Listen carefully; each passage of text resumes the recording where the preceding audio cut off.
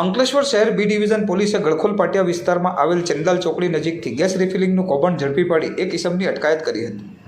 બનાવની પ્રાપ્ત Ankleshwar B division police મથકમાંથી મળતી માહિતી અનુસાર પોલીસ સ્ટાફના માણસો ગળખોલ પાટિયા વિસ્તારમાં પેટ્રોલિંગમાં હાજર હતા. તે દરમિયાન માહિતી મળી હતી કે ગળખોલ પાટિયા ખાતે આવેલ મહેન્દ્રનગરમાં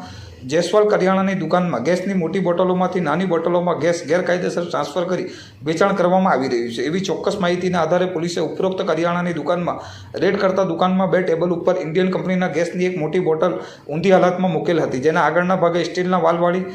ફિટ કરી નીચે એક વજન કાંટા ઉપર એક નાની ગેસની બોટલ મૂકેલ હતી, જેના પરથી જણાઈ આવેલ કે ગેરકાયદેસર રીતે ગેસની મોટી બોટલમાંથી નાની બોટલમાં ગેસ ટ્રાન્સફર